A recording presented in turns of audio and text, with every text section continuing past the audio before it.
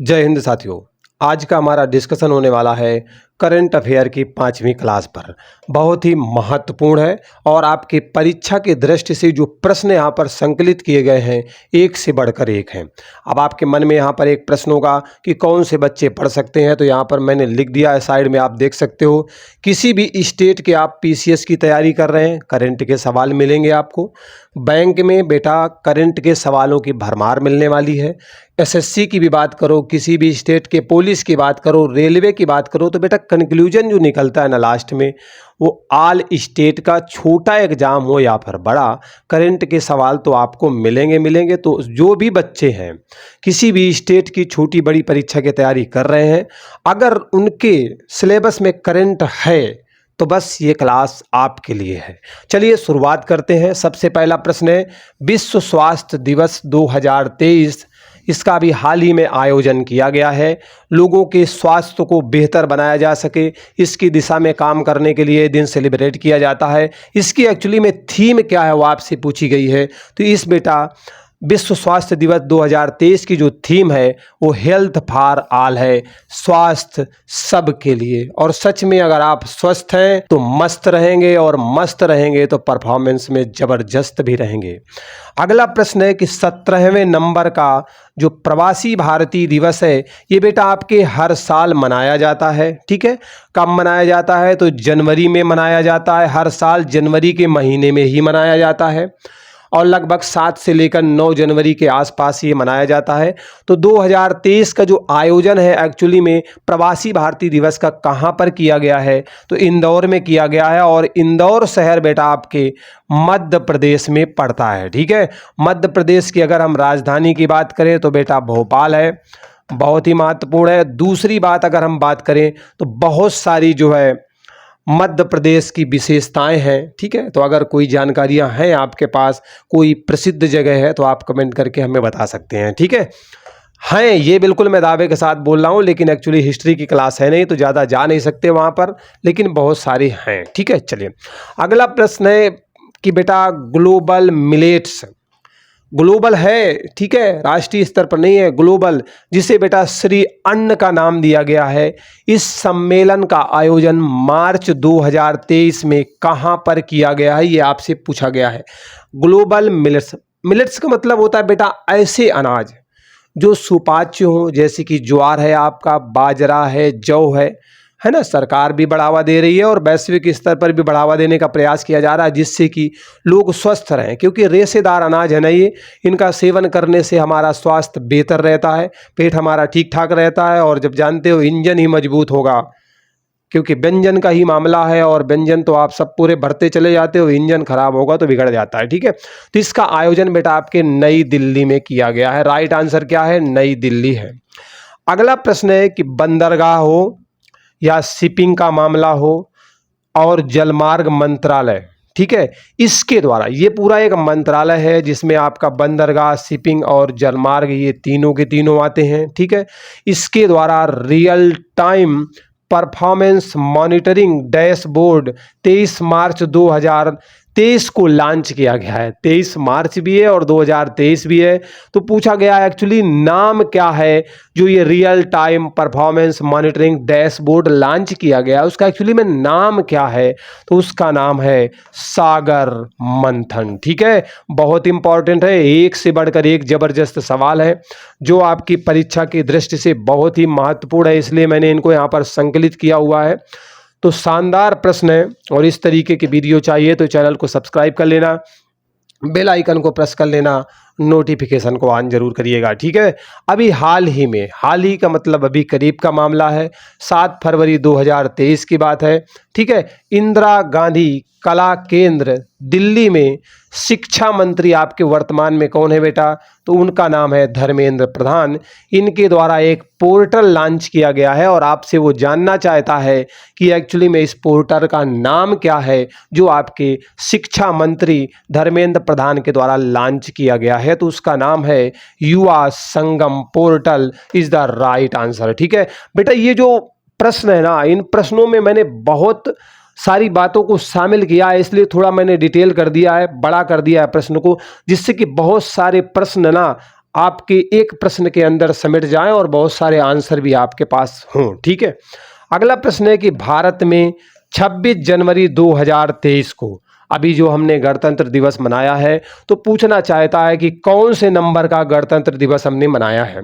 बेटा आप सभी जानते हैं कि 26 जनवरी 1950 को हमारा संविधान लागू किया गया था। ठीक है, हमारे संविधान को पूरे देश पर लागू कर दिया गया था, पूर्ण रूपेण लागू किया गया था। ठीक है, जिसमें आपके 395 अनुच्छेद, 8 अनुसूचियां थी। ठीक है, लेकिन अगर वर्तमान की बात करें, चलिए खैर वो तो बात की बातें हैं। तो बेटा यहाँ पर पूछ रहा है भारत के 26 जनवरी 2023 में जो गणतंत्र दिवस हम लोगों ने मनाया है वो एक्चुअली कौन से नंबर का है। तो बेटा आपका 74 नंबर का है, ये यहाँ पर वो पूछना चाहता है। ठीक है, बाकी डिटेल क्लासेस ऑलरेडी आपकी पड़ी हुई हैं, आप जा करके जो है प्ले लिस्ट में देख सकते हैं, लेकिन यहाँ पर मामला करंट का है। ठीक है, अगला प्रश्न है बेटा, अभी हाल ही में केंद्र सरकार ने 28 जनवरी 2023 को नई दिल्ली के राष्ट्रपति भवन में जो बेटा मुगल मार्ग है ना, मुगल मार्ग नहीं है, मुगल गार्डन है। ठीक है, मुगल गार्डन है, उसका नाम बदलकर क्या कर दिया है। तो ये बेटा जो अभी तक मुगल गार्डन के नाम से जाना जाता था,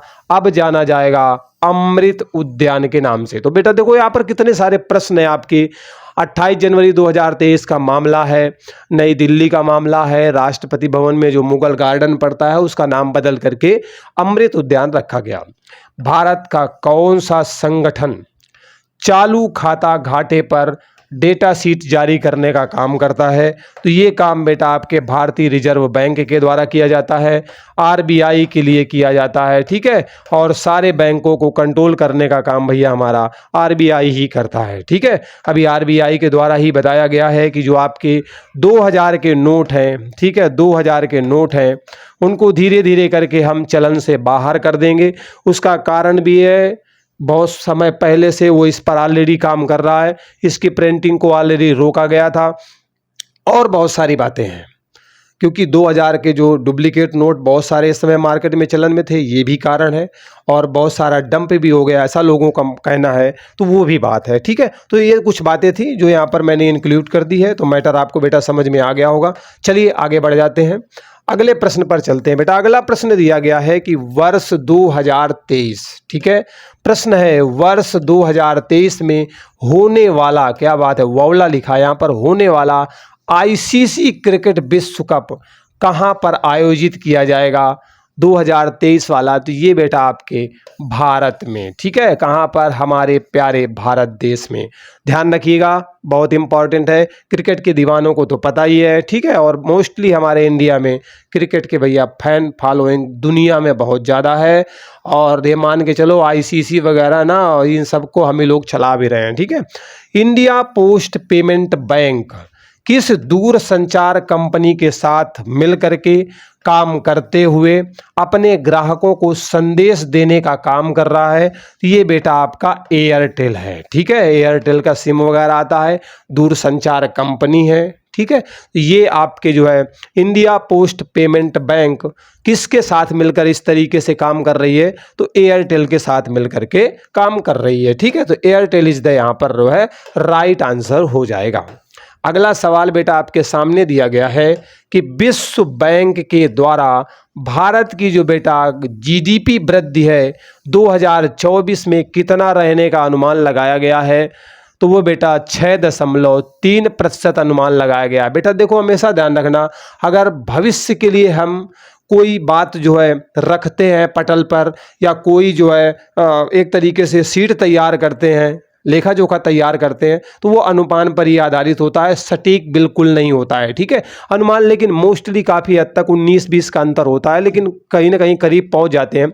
तो भारत की जो जीडीपी है, ठीक है, वो 2024 में 6.3% रहने का अनुमान है, ऐसा विश्व बैंक के द्वारा, वर्ल्ड बैंक के द्वारा अनुमान लगाया गया है। अब आप बताओगे हमें विश्व बैंक का एक्चुअली में मुख्यालय कहाँ पर है, प्यारे बच्चों कमेंट करके बताना आप सभी। ठीक है, अगला प्रश्न है कि मार्च 2023 के आंकड़ों तक की बात करें तो भारत में जो बेरोजगारी की स्थिति है वो क्या है। तो अभी भारत में बेरोजगारी 7.8% है।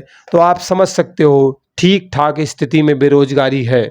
100 में से आपको देख सकते हो 7.5 लगभग 8 आदमी ऐसे हैं जिनके पास रोजगार नहीं है, बाकी बहुत सारा है। ये सारी चीज़ें आप अपने आसपास के क्षेत्रों से अनुमान लगा करके देख सकते हैं। ठीक है, चलिए ये प्रश्न रहा अगला आपके सामने कि हाल ही में पुरुषों के जो T20 मैच है, ठीक है, पुरुषों का मैच पुरुषों का है और है T20 मतलब 20-20 ओवर वाला खेल होता है ना, जिसमें खूब उड़ा उड़ा के छक्के चौके मारे जाते हैं। तो उसमें अंपायरिंग करने वाली जो पहली महिला अंपायर है वो कौन बनी है, आपसे ये पूछना चाहता है कि पहली महिला अंपायर कौन है जो पुरुषों वाले T20 मैच में अंपायरिंग की हुई है। उनका नाम है किम कॉटन। क्या नाम है बेटा? किम कॉटन। कॉटन मतलब वो मत समझ लेना रुई हुई वाला। ठीक है, अगला प्रश्न है कि सौर ऊर्जा निर्माता के मामले में भारत की जो स्थिति है वो वर्तमान में क्या है। मतलब सौर ऊर्जा का निर्माण हम अधिक से अधिक करने का प्रयास कर रहे हैं,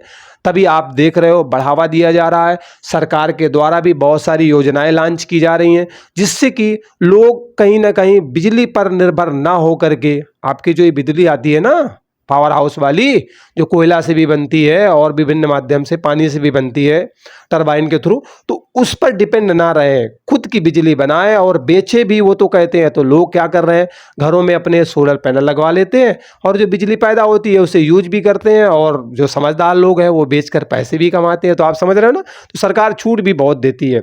तो सौर ऊर्जा के निर्माण में अगर हम बात करें तो बेटा विश्व में ना भारत तीसरे नंबर में है, ठीक ठाक तरीके से काम कर रहा है। आगे आने वाले समय में लोग जैसे जैसे जागरूक होते जाएंगे तो इसका फायदा मिलता जाएगा और बहुत सारी जो है सौर ऊर्जा हम लोग पैदा करेंगे और देश की अर्थव्यवस्था को आगे बढ़ाने का काम करेंगे। ठीक है, क्योंकि प्रदूषण भी कम होगा। बहुत सारी बिजली हमारी कोयले से ही बनती है, आप समझ सकते हो कितना प्रदूषण होता है। ठीक है, उसको रोक सकते हैं।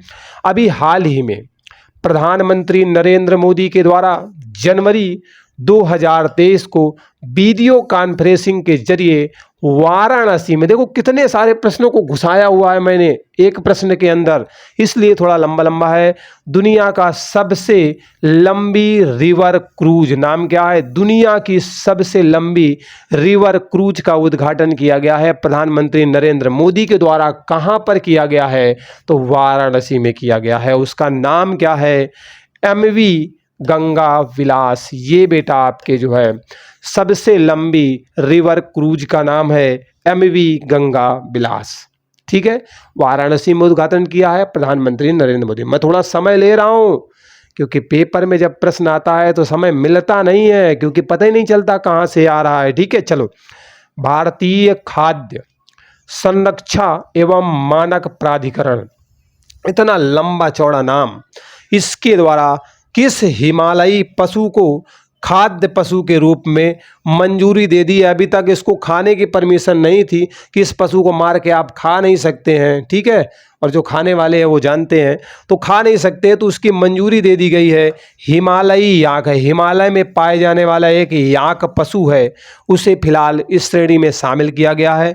अब इसका शिकार भी होगा जिस तरीके से बकरियों का होता है, ठीक है, वो यहाँ पर भी होगा। कहने का मतलब ये है। ठीक है, तो भारतीय खाद्य संरक्षा एवं मानक प्राधिकरण के द्वारा भी हाल ही में जो आपकी हिमालयी याक है ना, उसे खाद्य पशु के रूप में मंजूरी प्रदान की गई है। ठीक है बेटा, चलो अगले प्रश्न पर चलते हैं। अगला प्रश्न आपके सम्मुख दिया गया है कि केंद्र सरकार के द्वारा नवंबर 2022 की बात कर रहा है, लेकिन अभी ज़्यादा पुराना नहीं है मामला। भारत के किस नंबर के विधि आयोग का गठन किया गया है? विधि आयोग का गठन होता है पहले नंबर का, दूसरे, तीसरे, चौथे।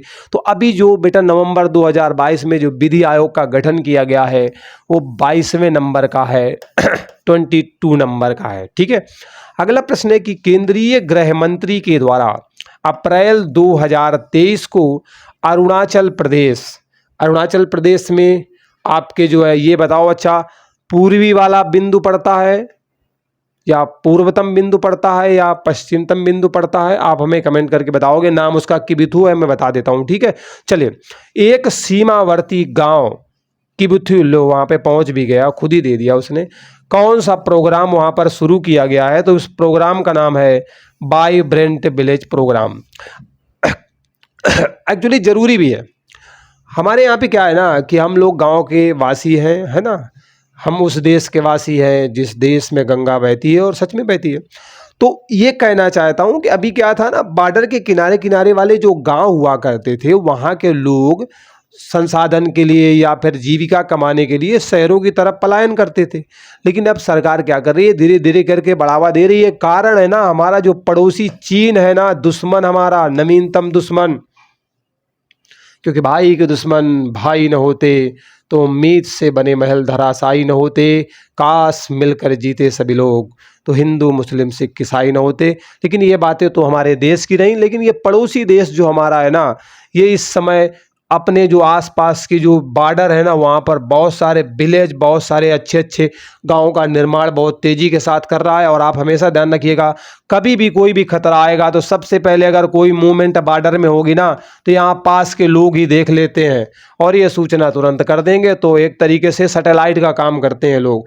लेकिन अपने यहाँ पे क्या है, बहुत सारे लोग जीविका कमाने के लिए शहरों की तरफ भाग आए। तो ये जो गाँव बेटा यहाँ के खाली हो गए हैं ना, तो यहाँ जब कोई है नहीं तो सूचना क्या एक्टिविटी हो रही है दुश्मन देश से हमें पता नहीं चलेगी। तो इसको बढ़ावा देने के लिए फिलहाल इस तरीके की एक्टिविटी गाँवों की जा रही है। तो फिलहाल यहाँ पर मेरे कहने का उद्देश्य यही है कि अरुणाचल प्रदेश का जो सीमावर्ती गाँव की बुथू है, यहाँ पर एक प्रोग्राम शुरू किया गया है।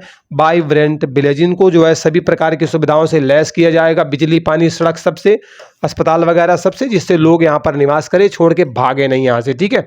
अगला प्रश्न है कि मार्च 2023 में पशु चिकित्सा और आयुर्वेद पर अंतर्राष्ट्रीय आयुर्वेद सम्मेलन का आयोजन कहाँ पर किया गया है? तो ये बेटा आपके आयुर्वेद विश्वविद्यालय में किया गया है। और ये आयुर्वेद विश्वविद्यालय आपके हरिद्वार में पड़ता है। और हरिद्वार कहाँ पे है? ठीक है, क्या यूके में है या फिर यूपी में है? आप हमें कमेंट करके बताओगे। ठीक है। तो अंतर्राष्ट्रीय पशु चिकित्सा की बात हो या आयुर्वेद पर अंतर्राष्ट्रीय जो आयुर्वेद सम्मेलन का आयोजन है बेटा, मार्च 2023 में आयुर्वेद विश्वविद्यालय हरिद्वार में किया गया है। ठीक है, ये बात यहाँ तक क्लियर हो गई होगी, कोई डाउट यहाँ तक नहीं होगा। देखते हैं कोई अगला प्रश्न भी है क्या। हाँ, ये आपके सामने रहा अगला प्रश्न। प्रश्न कहता है कि हाल ही में राष्ट्रपति बेटा कौन है?